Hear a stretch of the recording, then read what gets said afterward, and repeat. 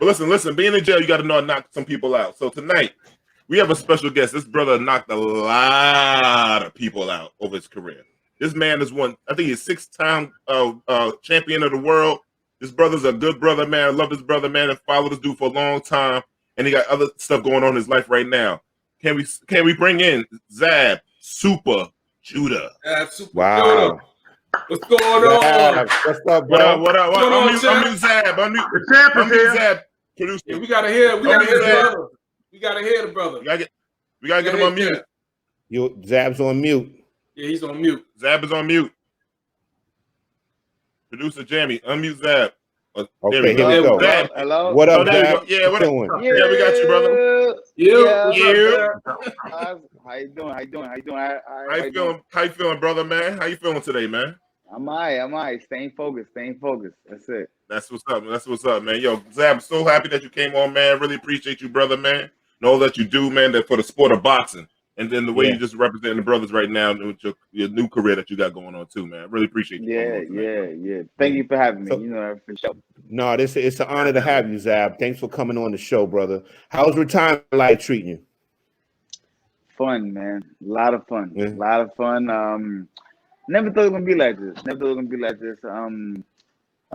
Expected something different, well, I mean, to be honest, y'all know me. I mean, if I never had my brain surgery, I would have never retired ever. You know what I mean? I'd probably been the oldest man in boxing. Coming to the ring at 29 years old.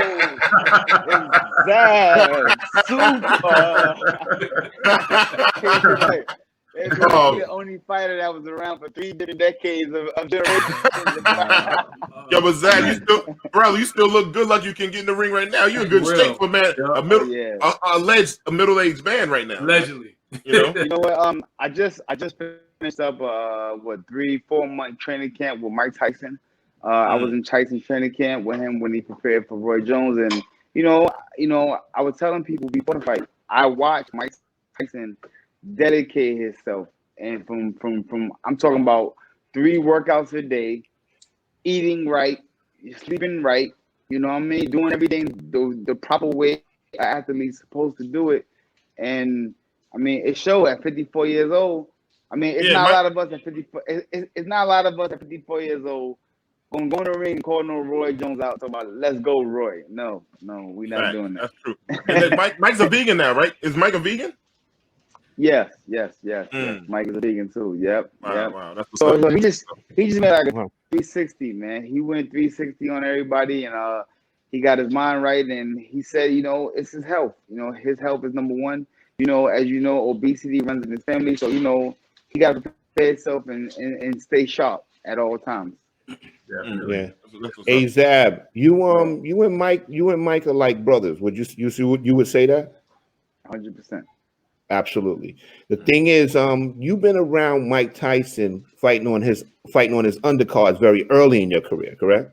Yeah, correct. Tell me how you felt fighting on the undercard for the first time under a Mike Tyson undercard. I'm thinking back because I opened up for Mike about 8 times.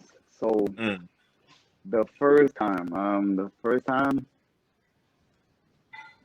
man, every time I must say this, man, and even now, I mean, people, a lot of y'all see, I do commentation now and then. I just interviewed Mike Tyson for Vlad TV, and every time, no matter what, I'm around Mike Tyson every day. We bug out. I mean, like. I go to crib. Every day, all day with him. But when the camera yelled action, and it was time for me to actually display what I prepared for him, I felt like a fan. I got in my fan mode. It was crazy. It was like this is my bro. Like, I mean, you know what I'm saying? We've been around from night to day, sun up, sun down. You know what I'm saying? Sun up, sun down. But when the camera cut on, I felt like I was sitting with Mike Tyson, the living legend. I don't know. I don't know what that feels like, but that's what I felt. I felt like I was sitting before somebody that was like, wow. And everything went smooth though. Questions came out. Everything was, what I'm saying, came to go smooth. But I'm telling you, inside on how I felt, even being around my bro. You know what I'm saying? Like when it came down to sitting down and working with him. You know what I mean? I was like, wow, this is crazy. Like we sit down, we smoke weed, we do everything. You know what I'm saying? Like, but to sit down and interview him, I felt like a fan, bro. I ain't gonna lie to y'all. No, real talk, real talk. Yo, Zab, let me ask you, go ahead. Sorry, real quick. Zab, you from Brownsville, right? 100%. What is it with Brownsville? You have so many athletes come out of Brownsville. Tyson, I think Willie Randolph, when you talking about back in the day, baseball players, boxers, like, what is it? Is it something in the water in Brownsville? What do you think it is? No. Produce so many good athletes. We ain't got shit. We ain't had shit. The vision we got in Brownsville is not to be shit. So the few of us that have that vision, that really see it and like, oh wow, I can become this, I can do this, and start to pursue the steps. You know what I'm saying? Those are the ones that make it. But as us as people, when we start to see that, when we see a young guy pursuing a career and taking a you know what I'm saying, an advanced level at it, we gotta start to help out now. You know what I'm saying? Because us being the big homies of the hood, and you know what I'm saying, we see this, we gotta be like, all right, yo, let me put little Tyrone. He in a basketball. All right, cool. He ain't got no sneakers. I'm gonna buy him a brand new pair of sneakers. You know what a pair of brand new sneakers feel like? Going to play basketball. You know what that feel like? That make you, especially if you got a little game in you, that make you feel good. You know what I'm saying? You be like, all right. You know what I'm saying? Like it rises your level. You know what I'm saying? Right. And that's what I'm about now, man. You know what I'm saying? Seeing the young guy with the talent that's trying to put it forward, that maybe don't got the finances, maybe don't got the support, maybe don't got the, you know what I'm saying? And you know what I'm saying? We be there for them. And that's what we do now over here at Team Judah. Hey, there's a nice question I just want to ask from Ever G. He says, how many people from Brooklyn did you bring to the first fight? How many people did I have at my first fight? Yeah, from Brooklyn. Oh, did you have a lot of people, Well, I don't know if you've been to a Zab Judah fight, but everybody knows a Zab Judah fight is the whole beat. I remember doing some fights. I remember doing some fights when the ring announcer was like, I think Zab bought the whole borough with him. Yeah.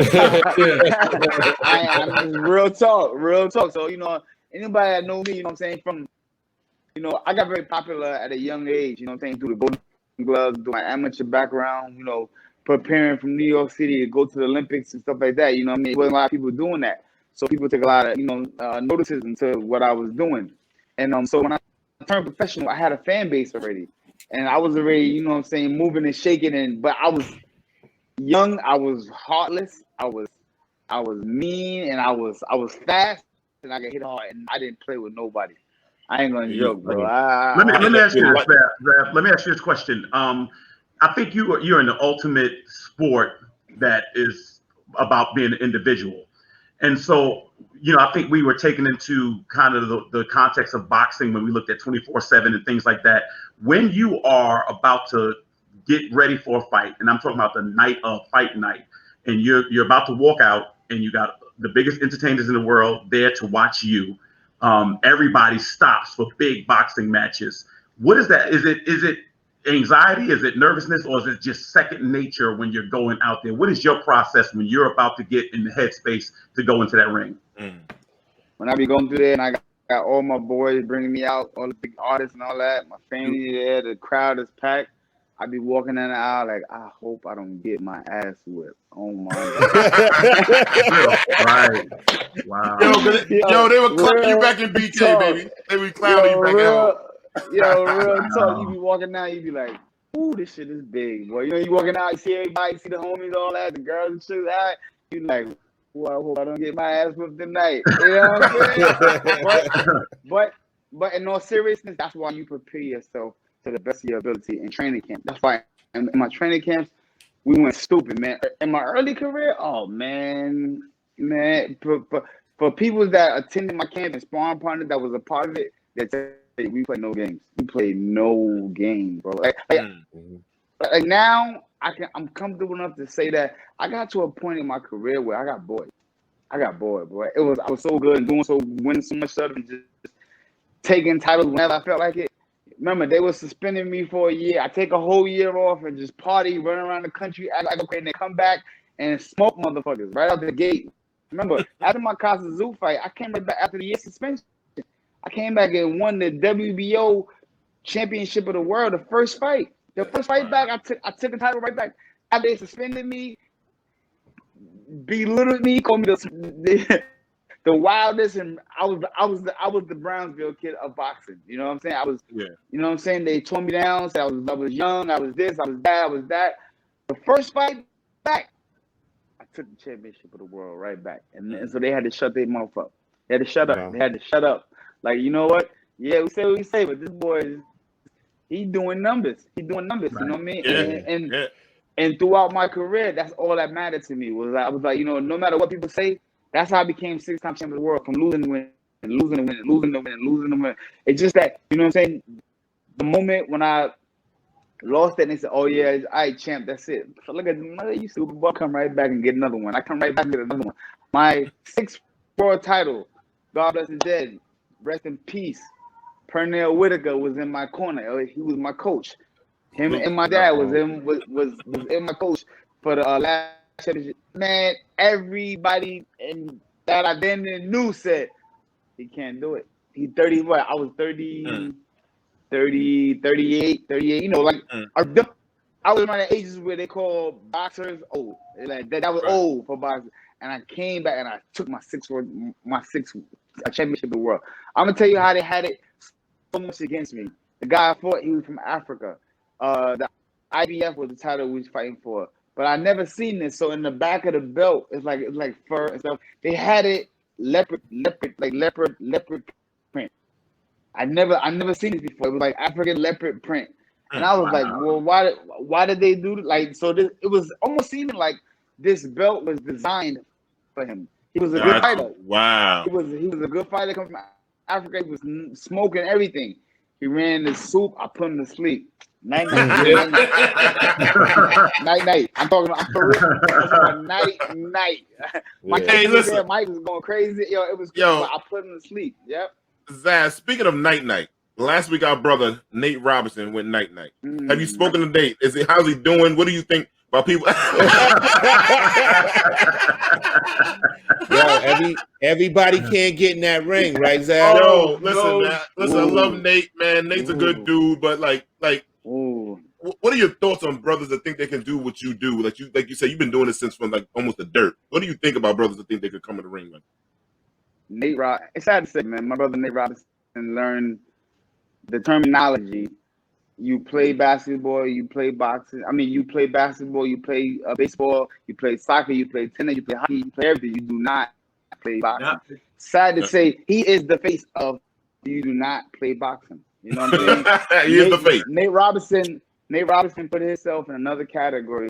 He's an NBA player. The NBA for him stands for never box again. never do that, Nate. You the homie and all that. We love you and all that, Nate. But like, you know what I'm saying? He just showed that. Or what I would tell Nate Robinson, and this is real genuine. Like I'm really being serious. If you gonna do that again, reach out, bro. I'm wide open. I fuck with you. You my boy. Reach out, Zab. What's up? I come. We get the real proper training. We'll cross all the T's and dot all the I's, and then we'll step in the ring and smoke anybody. I promise that. But to do it, I don't know how he did it. I'm not going on his shit. I don't know about his training or nothing.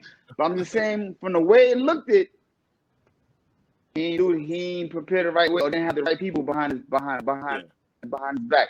So Nate, if you hear this and somebody give it to Nate, your boy Zab, I say, yo, listen, all hats off, pull up on me. Let's learn the right way, and then we can go in and smoke anybody. But don't do it that way. Don't do it that way, brother. That ain't it. That ain't it. No way. Yo, Zab, I want to ask you this, right? You know, there's a fight tonight, right? Errol Spence and Danny. Yeah. You fought Danny 100%. Garcia in 2013, right? Mm-hmm. That was a brawl, kid. Like, I don't even know how you were standing up after that, how he was standing up after that. I mean, you guys got it in from soup to nuts. You know what I'm saying? How do you think he's going to do tonight against Errol Spencer? You know, it was the same thing with the fight before. You know, Danny called me. You know, I was 10 years older than Danny. I think tonight is similar thing, not 10 years, but maybe 6 years younger than Danny. And so tonight, you know what I'm saying? Like I said, Danny Garcia, he got through the ropes a lot, but now we find him with a bigger welterweight, longer reach, a good clean boxer, a person that's been known since the like see me. I know Errol Spence well. I watched him from an From the amateurs, he was stopping opponents. He was stopping guys coming up his whole career. That's what he's known for. He's a young Texas strong boy. Put it like, a man. You know what I'm saying? What I mean by I say Texas, we know them Texas boys are strong. You know what I mean? From the farm. They're right. The farm boys. They got a whole air. They have air they breathing. You know, us city boys, we live. I got my country homeboys, and they totally different. We the same age and everything, but I'm like, how you gonna pick all that shit up? I can't do that. I don't know how to do nothing. I don't. You know what I'm saying? They got a whole different skill level than we don't know nothing about what they know about. And then as city people, we have another skill in city life that they know nothing about. You know what I'm saying? I have my homies from the South come to New York, and they want to move and shake. And I'm like, boy, you don't move like that. You get left over there like that. That's how you move. You know what I mean? So it's you know what I'm saying? To each his own. You know, everybody, each one teach one. That's what I'm saying. Yeah. Zab, let me ask you this question. I consider you one of the historians and guardians of the sport.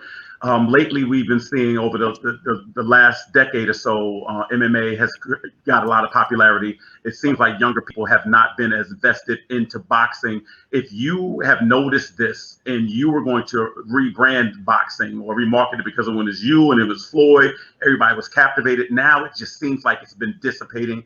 Have you noticed that? And if you have noticed it, what would you do to get younger people more interested back in boxing? Well, I got to beg to differ with you on that one. The game is exciting right now. You got young guys. You got Teofimo Lopez. Let's start with him for Brooklyn. Let me tell you the legacy of what this means right here.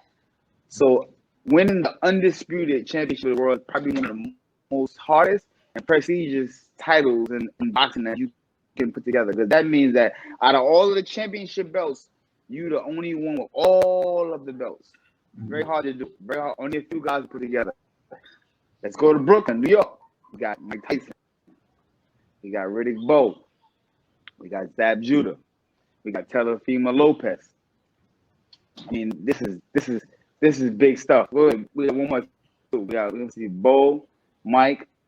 Shannon Briggs. Excuse me. Shannon Briggs. So that's 5 people that just come out of not New York City. Brooklyn alone, bro. This is you see what I'm going with this. So you guys are our guys. But wait a minute. Do you have people today that can carry that baton? Okay, but right now these young men just put that together. You have my godson, Devin Haney, 21 years old. No, probably one of the hardest fights out there for anybody in the 135 weight class right now. You got Tank. Tank is out. Tank just put the boy to sleep, and Tank just put the boy to sleep, and tremendous Tyson. You know what I'm saying? You got Errol Spence that's going tonight. He got the game going. You got Terrence Bud Crawford. They just fought last week. He hit motherfucker with it was like a thunderous vote killer, like boom, and took life out of his body. So to say the boxing game is in right now. It's doing good right now. You gotta just tap in. But you know what it is, guys? It's a different crowd. That's what it is. Like all the names that we knew, the Zabs and the Tysons and the Lennox and the Haggard, that's gone now. That's over. Okay. It's a new name, the new proper guys. But these young boys is bad. I ain't gonna front, y'all. They bad. They can fight, and they want to smoke. Hey, let me ask you a question. Oh, you mentioned Teofimo and Devin Haney. I was just wondering what your thoughts was on the WBC. You know, the franchise and the regular, the regular belt. You know, when do you think those two are ever going to get it on, man? When do you think it's going to stop that? I mean, listen, man. Suleiman he's a great guy, man. You know, he puts together situations, and you know what? I think it's good because it kind of separates fighters to like get them to look at each other. Why? Here's the world champion, and here we have a guy that we consider a super champion. But now we can highlight on 2 guys that are one. Picture it just being that one belt. Then you wouldn't get this guy right here of his lights that's on him, and what the world is looking at him. He won't get that. We won't know that. We won't know him because this only this one guy is the champion. So I think with both of them being a champion and super champion, it's pretty good because it creates interest to let you see in the weight class who's the best guys out there that should be fighting each other. I think for me, that's what it is to me. Excellent. Do you think pay-per-view, like before when we were growing up and like you have fights on Saturday afternoons, stuff like that, or or regular, like people could tune into it. Do you think that everything going to pay-per-view is kind of messing it up for the people getting more that gravitate towards the younger fighters that doesn't have the big names? I think it's what it goes with the time of life right now. We live in a monetary world right now. Everything is being done is a monetary situation. You know what I'm saying? So I think that with rising, with you talking about the WBC, right? Yeah. Any of them, like right now, because you don't see too many fights like for younger cats. When I was in high school, man, I could go in the afternoon on a Saturday and catch a fight for free on the TV on Channel 7. Remember, we had the Wild World of Sports and all that kind of stuff like that. Right, Do you think like now?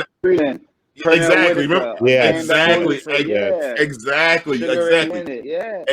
Do you think that if they brought it back to those days, like bringing it back on regular TV so kids could tap in, do you think that would bring to bring the highlights? So the names that you mentioned, that everybody would know their name, they would just roll off their tongue?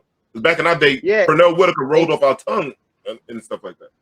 It probably would, but here's what happened. They messed it up already. They already showed you that you can get in the ring and fight this guy and make $5 million. So now when we go back to regular free TV doesn't have the budget that pay-per-view can generate. That's you know what I mean? So now here it is. We want Zab Judah. We want you to fight Mike Tyson. But we only got $35,000 for you because it's just network budget TV. Gotcha. And you looking at them like, are you fucking what? Mike Tyson had you fight. You better go get $10 million. You know what I'm saying? Yeah. Right. So that's how people gonna look at it now. They're gonna be like, oh, wait a minute. What's the name of him just for over there on that network? And they made blah blah blah. You want me to fight on this network and fight King Kong for how much?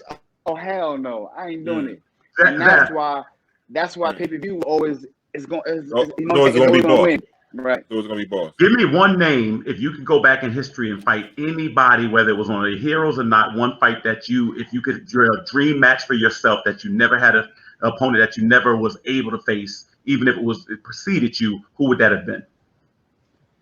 I would never say none of the pioneers because to me that's disrespectful. Because these are the guys that paved the way for myself to get in there and talk, act, walk, and do everything that I'm doing today. You know what I'm saying? So I would never say. It would be disrespectful for me to say, I would love to see Zab Judah and Sugar Ray Robinson. Like, what? Right. Like, no. You know what I mean? So I always tell people the way the cookie crumbled, the way it rolled out, the fights that happened and the show, that's what was supposed to happen. Gotcha. It was fights in my career that was one particular fight that was supposed to happen was Zab Judah and Sugar Ray Mosley. And, I fell to the shower and cut myself and, I got jammed up pretty bad. And that's a fight that was scheduled to happen for me, but never happened.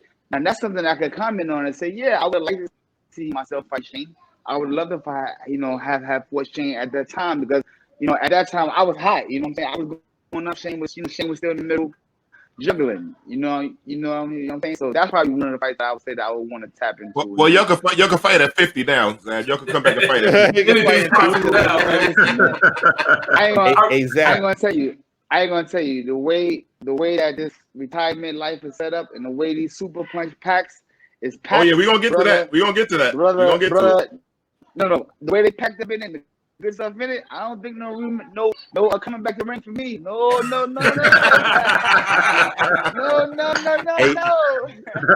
Hey Zab, if in your career, if you could have one fight back, in other words, maybe you might have a fight that haunts you, and you say, "Dag, if I could have did this, or if I could have did that, or if I could get a rematch," do you have any fights in your career that you wish you could have back and get back in there with them again, a second shot at it? It's crazy to say, man. No, because let me tell you why. If I ever went back and changed one fight, that changed the dynamics of who Zab Super Judah would be right now. And then if I changed that one fight and took that win back, then everything would have been altered. Life would have been different. You know what I'm saying? So I would have been probably the same guy sitting here talking to you. You know what I'm saying? So, and that is what I always try to stay away from. It's like, damn, that what if, coulda, shoulda, what if. And I always tell my kids that, like, don't sit around and be a what if, what if this happened? What if, no, go ahead and make it happen now, or do it when it's your time to do it. Do it. Don't do nothing and then sit back like, damn, man, no, when I was doing that, I wish I would have, man, I wish I would have. I try to stay away from that. So I think, and pretty much feel that everything that I wanted to do with boxing, the Most High took me to it, man. We accomplished it. I remember, Zab, I remember at one point speaking on that, it was you, and it was Shane Mosley, and it was Floyd, man. It seemed like y'all were the three dudes, man, that were really like running this thing for a minute, man. And I remember when you fought Floyd, Brooklyn was electric, brother. Everybody was, it was bananas. I was living out in Best at the time, And would you say that that was the biggest fight of your career? If not, what do you think the biggest fight was?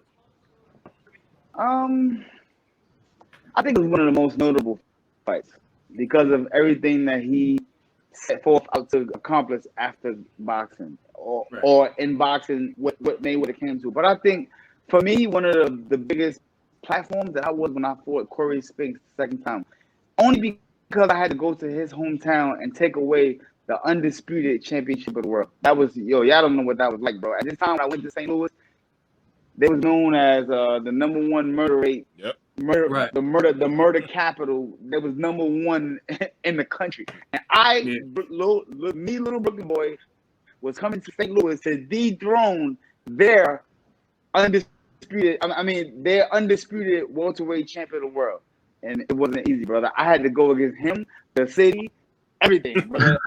Everything, brother. It was, brother. You know how I ate my dinners that night? I had a conditioner trainer. He was a white guy. I said, come back to the room, take all that Team Judah shit off, put your regular clothes on, and go out to the thing and order the food so you can look like you're a regular guy just making an order, and that's it. Nobody will bother him. You know what I'm saying? But if we did put Team Judah shit on and go out there and order our foods and get up, what, brother? We'd have been food poisoning. We'd have been the fight. I can't come out, man. I can't come out. I would have never, ever made it. Never made it. Yeah, crazy. Zab, you got.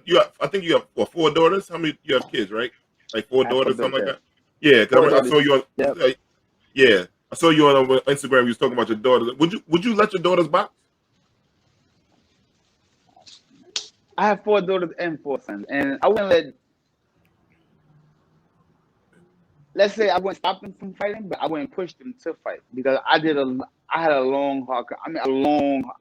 in boxing. You can look at it with almost up to dying.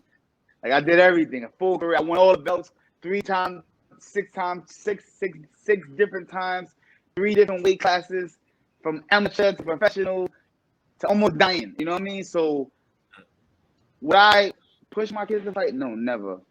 Would I help them if they show interest and came to me and showed me this is something that they wanted to pursue? Yeah, I would give them the pros and cons to everything that can happen in fighting. And yes, I would help. I would stand by my child. But I push them to say, because I'm Zab Judah, I'm your dad, you were Judah, you got to fight. No, never. Yeah. Never. That's a good analogy, Zab. That's a good analogy. Yeah, from a father's perspective, that's a great analogy because I tell fathers, like when I see them pushing their kids into a certain sport, I said that's not a natural thing. That they have to want to do that, especially when you're playing a contact sport. Contact sports are no joke. You know what I mean? But if you had to give, wait, hold on, it's crazy you say that. I got 10 brothers, and only 4 of us fought. Now, my pop was a fighter, so his rules was all of my sons got to know how to fight. He don't give a shit if you want to compete or not, but you want to know how to fight. He said because I raised my sons in Brooklyn, New York, Brownsville, Flatbush, so my son's gonna go do different things. But one thing, you ain't got to compete, but you got to know how to defend yourself. And that's one thing my pop did, was he made all of us defend themselves. Now, upon learning, some of us took it to the next level.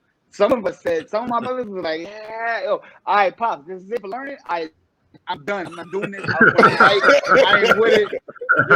I got a brother like, I'm not playing that. Somebody punching my face. I'm not with none of that. I don't want to do this.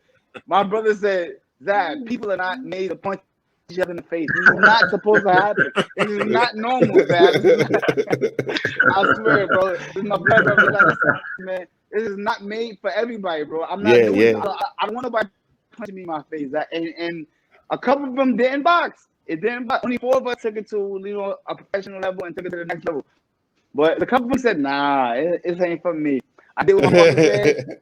We learn how to fight. That's where the line stops at. That's it. Word up. What kind of advice would you give a young fighter starting off in the boxing game? Young fighter,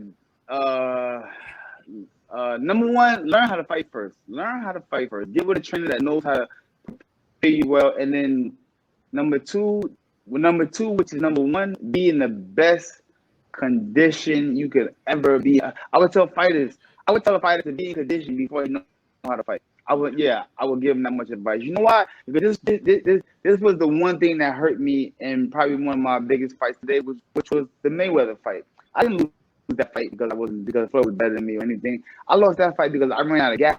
The first 6 rounds, I held that fight. Oh yeah. Floyd didn't start coming on to me until I started getting fatigued. Once fatigue started setting in and he seen that, then he started coming on and started pressing me. But when I had the same air, he had the same timing, he had the same speed, I was faster, I hit harder, and I was doing better. You know what I'm saying? But I didn't. So when the fatigue kicked in, he got the best of me, he did what he was supposed to do.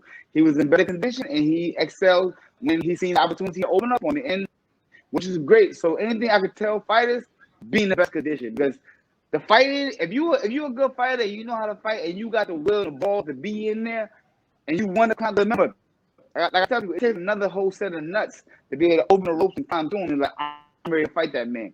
That's a whole another set of nuts, brother. Trust me, that's not easy to come through the ropes and look across the ring at another man and go, I'm ready to fight. Let's go. Yeah, like that's State Robinson. Right. That's what I'm saying. I started boxing about 4 years ago, right?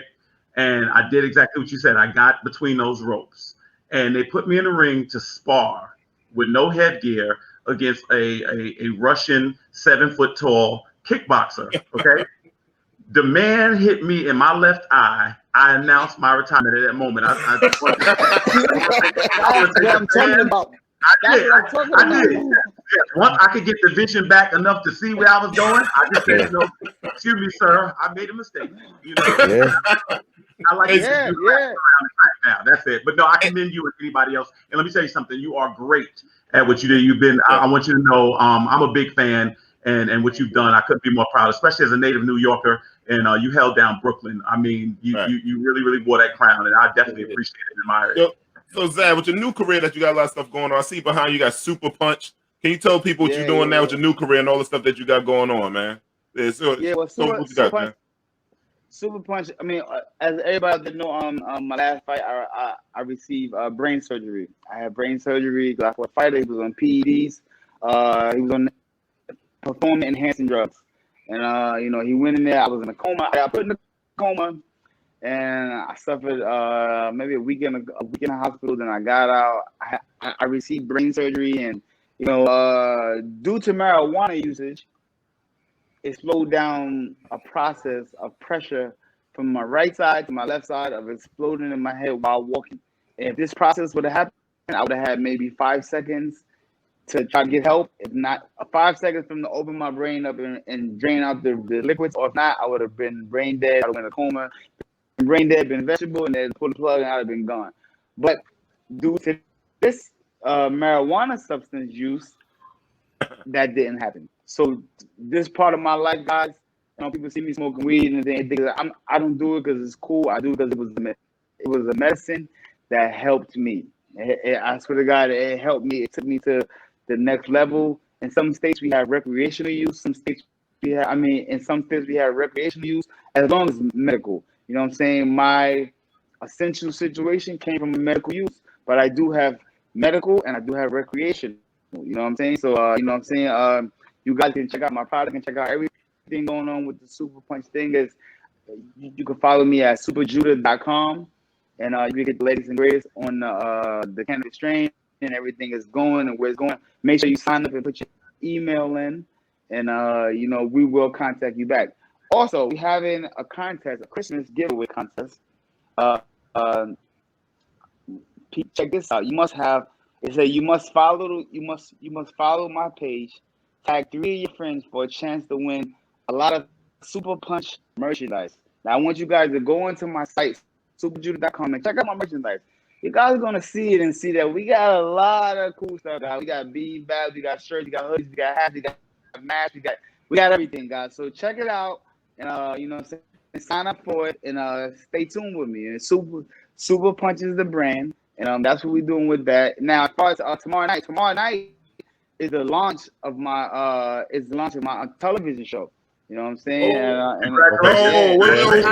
Nice. Yo, you ain't tell me about that one, brother. You ain't tell me about that one. Where can we find that at, man? Come on, man.